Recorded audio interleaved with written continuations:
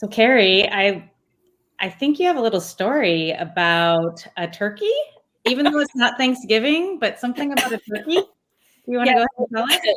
the wild turkeys are out in our yard right now in Colorado. And I went to take my little 17-pound Frenchie outside, and he spotted the flock of turkeys and started chasing after them. And we sit on like 5 acres, and he ran all the way across our land, all the way into the neighbor's field, chasing these gigantic wild turkeys. And I mean, they're so much bigger than him. I was certain he was going to get attacked by these wild birds. So I bet he's having the time of his life, though. I mean, oh, he was out there running, woohoo! were they gobbling too? Were they like, get away from me? Oh, that's been going on for days because they're like roosting or whatever you call it. They're laying their eggs. So yeah, we've been hearing them all for at least a week. That's great. All right. Well, it looks like we have some viewers. So I'll go ahead and get us started. If you can hear us okay, please go ahead and write in the chat. Say hello. Let us know what the name of your facility is, where you're from. I love to see where everybody's at. It's just fun for me. So, but happy Wednesday and welcome to the Dog Gurus Live. So before I go into introductions, because you can see we have some guests with us today, I'll tell you a little bit about who the Dog Gurus are. So we've been empowering successful pet care business owners since 1997. And one of our superpowers with doing that is helping those businesses increase revenue and reduce expenses. We also have the #1 pet care staff training system for canine body language and positive reinforcement dog management skills. And now I'll go into a few introductions. So I'm Shantae Marquez, a Profit Network coach. And of course, I'm joined with my friend, Carrie Campbell, who is also a Profit Network coach. And we have the pleasure of being with Alex McKinnon and Jess O'Con from Kinn Kleanbowls. Now, the Dog Gurus has been a longtime fan of Kinn Kleanbowls, and I think that the reason is because some of us share a fondness not only for the environment, but also for fine wine. Wouldn't you say that's right, Alex? Yeah. But today's topic is about optimizing staff efficiencies and the value of time studies. And Jess, I know that you have a ton of expertise in this area. So do you want to go ahead and get us started? Yeah, I'd love to. And just to note on our love of fine wine, my poodle's name is Vino because all good things are named after wine. So that's right. That's right. But time studies, right? It's such a nerdy thing to talk about when we're talking about operations, but it really is the core of knowing what our cost of doing business is in services. Not only in our labor costs, but in our time and materials. It goes into knowing how we need to staff for certain holidays or surge periods. If we know how long it takes to do each task of our operational procedures in the back. And I think I attribute to me loving time studies so much back to my grooming school days, because as going through grooming schooling, groomers are really good about knowing, oh, it's going to take me 3.5 minutes to cut nails, and I can do 15 nail clips in one day before I need to bring a bather in a second set of hands. So I learned really, really early on in my career, 17 years ago now, if you can believe it, that time studies was a really, really crucial thing to do to understand how many dogs I can bring in. Do I need help? What are my costs? And of course, I'm going to attribute it to the Clean Bowl today, because the cost of doing dishes is really what Clean Bowl is all about, and reducing those costs. But it's about every part of your operations, from how long does it take your receptionist to check in a doggy guest for boarding? Are there any efficiencies that we can build in there? And if you don't know what that looks like, sit in your lobby one day and watch your receptionist check people in and out. Time them. Let them know they're being timed. I love making it competitive with my staff as well. Like, if everyone can get through this super effectively and super efficiently, fastest and best time gets a pizza lunch on me, or whatever it is that we want to reward our staff for. I know that was a huge topic at the Dog Gurus conference a couple weeks ago in Denver, was positive reinforcement for our staff. Having time studies and making it a race and a competition for your staff is the best way to then positively reinforce them, I think, because it becomes a game. It becomes something that everyone can get involved in. And morning shift always wants to beat night shift, or vice versa, or however you have your staff worked out. And so anyone, please. Go I have ahead. a question. What, just out of curiosity, what was their goal for checking in a client? Like, My what was, goal is always is under 5 minutes, because if I think about when I was back in Miami, when I most of my facility experience was back down there, I had 120 dog a day facilities, people that were, that 7 a.m. to 10 a.m. drop off time of everyone trying to get to work, drop off the kids, do all of the things. If they had to sit in my lobby for more than 5 minutes, I lost them. I lost them. They didn't think the attention was there. They didn't think the customer service was there. So what did we need? We needed 3 people to handle check-in and check-out times, no surge pricing. I needed a receptionist handling the computer. I needed a runner to be able to come and grab the dog and get their belongings or do whatever it needed to do. And then, of course, the park or the hotel attendant, wherever the dog was getting dropped off, so that my runner could be going back and forth. And unless we realize that our guests are standing there for longer than they need to be. And of course, I live in rural Iowa now. Everybody's a little bit more laid back. I can get away with 7 to 10 minute checkout period. Know your audience, know your customers and what their needs are as well. The other favorite place that I like to do time studies, again, besides doing the dishes, is in the personal belongings of the dogs. How long does it take you to take all of the dog's personal necklaces and harnesses and all of the stuff on before they're safe to go into group play, or into their daycare enrichment program?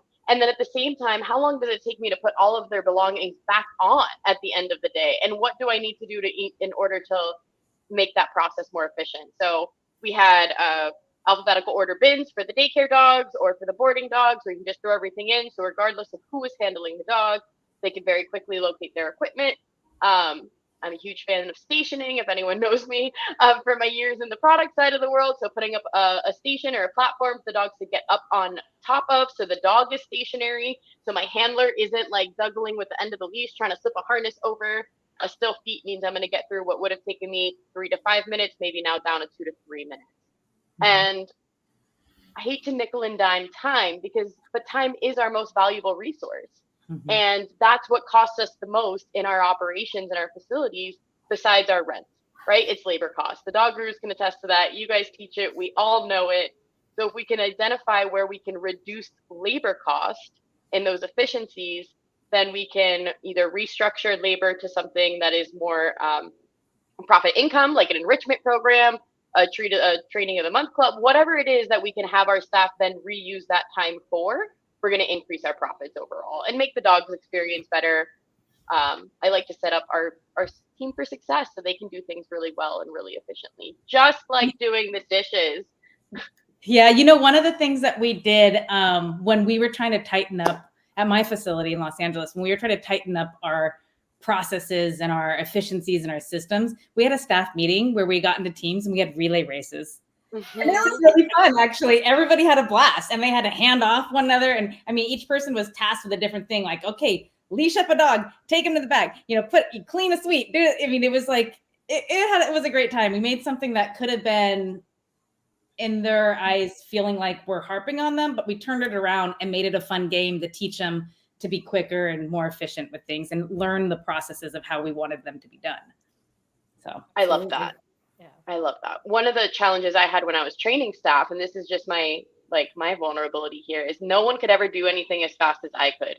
And that was a really hard reality, is when I was like, what do you mean that's not done? Like, okay, you're just not me, whether it's the muscle memory of it doing it too long or whatever. So I love the idea of empowering the staff to get involved in that relay race, and also pooling the staff of, where do you guys think we need more efficiencies? What is your longest part of the process?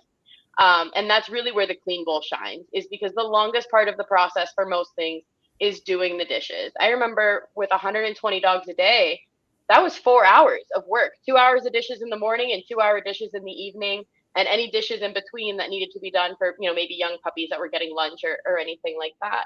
And having a product on the market like the Clean Bowl that can really significantly reduce our efficiencies in a process that is so time consuming, and also make me profit and get that money back within 3 months, that just seems like a little bit of a no-brainer. Yeah. Now I'll just point out, because I think people don't understand, like in their head, they're like, oh, I have to keep repurchasing the supplies for the Clean Bowl. But in actuality, they're saving a lot of money by using this system versus having staff hand clean the things. I mean, basically that's the secret message here, right? Yep, it is. And that's the clean bowl math, as I've been likened to call it. It took me a minute to wrap my head around it as well, because I'm a dog person, not a mathematician. But once I really dug in and understood it, it made so much sense. And I think this is a great segue. We have a whiteboard video that kind of breaks down that clean board math. It's about 3 minutes, so hopefully we'll hold everybody's attention for that long. And I believe, did I get that logged up for you guys to play, or I need to play it? Okay, so I think you need to play it. If you, let me see. Is it in the slides or is it in a video file? I put it in the video file. If not, I can just share my screen and pull it up here. Why don't you go ahead and do it?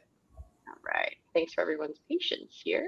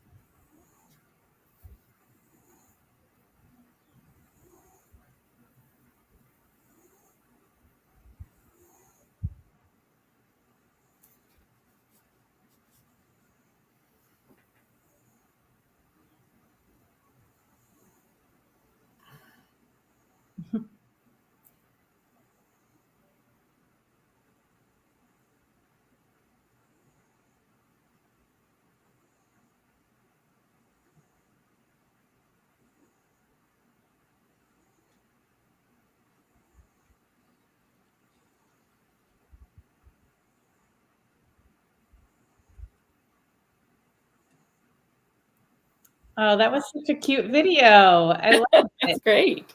Thank you. Thank you. Did it have sound? I wasn't hearing any sound. Oh, it did. That makes me sad that the sound didn't come through. Yeah, Sorry, guys. it's okay. But is there a link where they can watch that with the sound? Yes, I will get you the YouTube link to that we can share out. I don't have that handy at the moment. Okay, perfect. That's super cute video. I loved it. So that kind of explains, if for people who aren't familiar with the Kinn Kleanbowls method and the system, that kind of gives you a visual and explains it. It's really awesome. My dogs use it, actually. I took a picture of my dogs eating from them this morning, and I was like, oh, maybe I'll put it up, but I won't bore you with that. I love to watch dogs and cats eat. I don't know why it's so fascinating to just watch them do such a basic creature need of eating, but I think it's adorable when they crunch away. So, Carrie, you've been quiet today. I know. Well, I was just trying to see if I could find that link on YouTube for the video, because that was great. But Alex, so you tell us a little bit more about the Kleanbowls and anything else you want to share for the audience. Sure. Well, the first thing for those of you who have not seen them before, a Kleanbowl is a system. It has two components. It has a sugarcane fiber bowl. In this case, it's a 16 ounce. And you put this on the ground, and then you put this stainless steel frame on top, and voila, you just made it spill proof. And we also have a hole in the side, so basically it's a system with this. And when you're done with this, you can compost it. If it doesn't have too much food residue, you can recycle it with paper. And even if you throw it in the garbage, it reduces environmental waste versus washing. So, and we've been proud members of the Pet Sustainability Coalition for a long time. So for those of you from the state where Carrie comes from and beyond who care about the environment, it's very important you understand that this is better for the environment. Just to share, if I can figure out how to do this, I just wanted to share a little bit more insight with, and see if I can get this. Okay, so can you guys see this screen with the red arrow towards the right-hand side? Not yet. Not coming up. Okay. All right. You might have, if it comes up on the screen on the bottom, you might have to have it enter studio. Okay. Well, you know what? It doesn't appear that, let me see if, so I do share screen and then do share screen again. And, okay. All right. Well, anyway, I will, we'll have to improvise. So basically to improvise two things. One is, in case you don't know it, if you are a facility that has 50 dogs a day, you're, just to cut to the chase, you're spending about $39,600 a year between labor cost and materials to wash your bowls. And because with the Kleanbowl, instead of washing, you recycle or compost or trash this, you reduce the $39,000 expenditures a year to about $26,000. So you're reducing your labor and materials cost by 40%. And if you use it for both food and water, it can have an investment payback in 20 days or less. So anyway, in terms of the financial impact, to build on what Jess said, it's all about saving labor. And just to share a quick story with you guys, and some of you know this guy, there's a guy named Howard Nestel. He owns two locations in California, Elaine's Pet Resorts. And his story, basically, at one point in time, his staff was frustrated. They had been using dishwashers. They didn't like the fact that the dishwashers, even though they were commercial ones, weren't getting, weren't sterilizing. They were sanitizing, but they weren't sterilizing. And then it broke down, and he was sitting there looking at a nice big capital expenditure for his dishwasher. And so he knew they didn't work perfectly.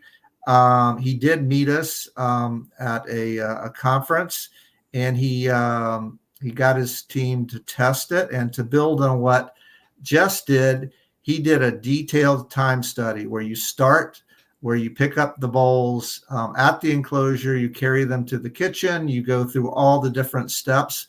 And whether you're using a dishwasher, whether you're using hand washing, whether you're using sanitizer, it doesn't matter. You just need to include all of those steps in the time study. And basically, what he found out is you spend a lot of time, including all the transportation. And he discovered that with the clean bowl, you reduce the labor time spent cleaning bowls by over 80%. And in his case, he got between a 20 and a 30% net profit savings. Very importantly, because he's an exceptionally shrewd and financially wise guy, he also avoided the capital expenditure of the dishwasher and moved on from there. So if your staff is tired of washing dishes, and to build on what Jess said, we can save you over 80% in labor costs, and you can repurpose that. And if you're really good at finances, let me just summarize it this way. If you go whole hog, which means you're going to use the clean bowl for both food and water, the upfront investment is typically around $50. And if you invest that $50 per enclosure and you follow the direction that our team gives you, we guarantee you will save over $1,000. We will provide you an additional $1,000 a year in extra profit. So not bad, investing $50, getting a 20x return on capital investment to get $1,000 in the year. Yeah, and I'll also point out that, I mean, they're pretty durable. Like, it's not like you only use the bowl once and throw it out and get a new one. You don't have to. I mean, if it's the same dog, you can use it for the day or even a couple days with the dry food. Is that, do you guys recommend that? Is that okay? So we don't recommend that in best practices. Okay. And that's okay. There's a couple of reasons why. This is like my dog trainer brain hat is now going on. It's because if we leave those bowls in the room, then curious dogs and curious mouths, they want to like chew and they want to do things like mess with their bowls. I'm also not a fan of free feeding, so I don't like my dogs to just have access to bowls all the time. But when it comes from a cleaning and sanitation aspect, we should be cleaning our kennels twice a day. So when you go to pick up their water bowls or their food bowls, at that time you would hang up their frame and then be able to put a clean refill later on. For water, yeah, you could definitely leave it in there and change those out every 24 hours. But for food, we do recommend per meal. I do get a little lazy with my own dogs at home, though, and they use theirs for a full day sometimes too. And just to build on one thing that Justice said, which is important, because a lot of people ask, well, don't you need to wash this, twice a day for food and once a day for water? The short answer is no, because basically when the dog or the cat checks in for their lodging stay, which is typically 4 days, you assign this frame to the dog or cat for the duration of their stay, and it's never, ever shared. And as a matter of fact, in most cases, there's usually virtually no contact between the dog's tongue, and the outside of this. If they do have contact, it's never shared, and you can just wipe it clean. And as Jess said, what a lot of people do for the food bowl is that after the dog is finished eating, you simply hang it up on the outside of the enclosure door. Great. So I want to share, or you can tell us a little bit more, but when we were at the conference a few weeks ago, I saw that you have a slow feeder version of the clean bowl now. And I love that because I have a Frenchie who wants to eat really fast. So that's awesome. Is it available in all sizes, or, he's going to show us. Yes, you're right. Here is what it looks like. Just to be clear, what we've just finished beta testing with some of the finest pet resorts around the country, because we wanted to make sure that we got it right. The good news in summary is our clients love it.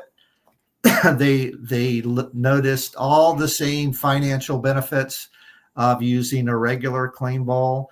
But what this and the health benefits of a regular clean bowl, but especially for flat-faced dogs and quite a few others, this really brings a lot of extra health benefits.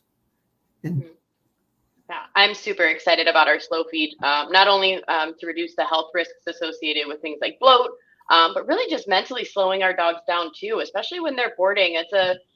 licking and chewing and foraging is such a natural aspect for our dogs in order to soothe and bring their emotions down, or at least down to neutral. And a slow feed is such an easy way to incorporate that into their normal schedule without adding more work or more activities, just switching the tool that they're using at mealtime. So I'm super excited to have this version of the Clean Bowl. We're hoping it'll be readily available by fall. I think, Alex, was the goal to That's have the it. plan. Yeah. Yeah, Ooh, that's cool. the plan. We can all plan, but we know how plans go. So stay tuned for more information on the slow feed bowl. Hopefully by the fall. Yeah, and just to drive home one more point, with all clean bowls versus ordinary stainless steel bowls, you typically are saving over 80% of your labor time versus washing ordinary bowls, simply because you don't have to wash them. One of the things we did learn through some of our very savvy clients who tested this out for us is not only are you saving the typical 80% plus in terms of labor times because you're washing less bowls, but think about how much time you spend today if you use a ordinary slow feed bowl. And we got feedback that some facilities are spending up to 10 minutes cleaning those slow food bowls because they're just all these nooks and crannies. And so let's put it this way. With an ordinary bowl, the average time study is it takes 2 minutes to clean. But with a slow food bowl, if you have to increase with an ordinary bowl from 2 to 10, with this, you're staying at the around the 2 minute when you do have to wash it when the dog checks out. So to put it this way, you're saving 80% of the labor time because you're doing fewer dishes. And then when you actually have to do the dishes, you're probably spending up to 80% less time cleaning this than you would an ordinary stainless steel or plastic slow food bowl. So we've added an extra dimension of labor efficiencies to it, if that makes sense. And I know that you guys also on your website have a lot of free resources for pet care business owners in a variety of topics. Do you guys want to mention that before we sign off in the last couple minutes? Yes, that was one of the things I was trying to show on the screen, but apparently the gods are not blessing me with technical skills today, or excuse me, the God.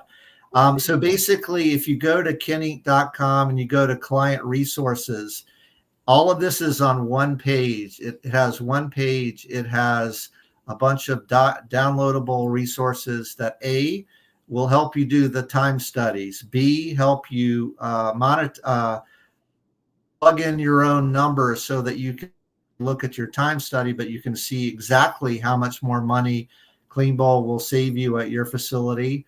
There's also some third-party research that we've gathered. There's some from the Canadian Veterinary Society, and there's another one from the Ohio State Science Lab that shows that that dishwashers don't work. So there's a bunch of research. There's financial stuff.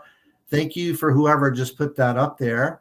And if you go to the middle where it says training staff, we have all of these training resources. They're all there. They're all free. So all of our training materials are free. They're easy to use and they're quick. And then we have more and more clients. If you look to the far right where it says Marketing Kinn, so we have more and more clients all around the country who are co-branding their facility with Kinn as a differentiator because you're using a bowl that's healthier for the dogs and cats. So thank you so much for bringing that up. Awesome. And there was one thing, Jess, do you want to talk about the offers we have? Sure. So if you are new to the Kinn and Clean Bowl world and you want to test it out, we do have a free shipping offer on our test kit. So if you want to give it a test run in your facility, that test kit is available. That promo code is TryTestPro. Alex, do you have that? I didn't have Try that Test Kit. Test kit. I was close. Test kit, and then of course we do have some ISO discounts. So if you're ready to make the leap and just make the big transition to the clean bowl, I've got some great specials on initial stocking orders. And I will say, just reach out to me directly because of course every facility is different on what your needs are, but we'll get you taken care of. Awesome. Awesome. Well, it was a lot of fun speaking with you guys and having this live with you guys. Learned a lot, and you guys are just fun. You're some of my favorite people to see at the trade shows. So we'll be seeing each other very soon in Vegas, right? Yes, I will see you in Vegas. Alex gets to miss out, but that means we get more wine for us. Yeah. The wine guru shall be gathering. Yes. All right. Well, I'll wrap this up. Thanks again for joining us. It was really a lot of fun. We appreciate your time with us, Jess and Alex. And last, I'll just invite everybody out there to join our Facebook group, Grow Your Pet Care Business. And I'll show that on the screen right here. And I'll go ahead and Carrie, actually, do you want to go ahead and put the link in there? We just have 2 rules for that Facebook group. It's 1, be nice.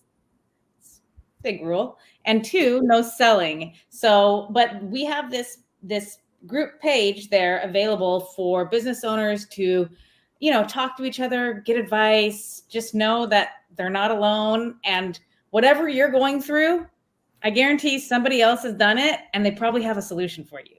So use the power of networking. We're all about that at the Dog Gurus. So everybody have a great day and we'll see you next time.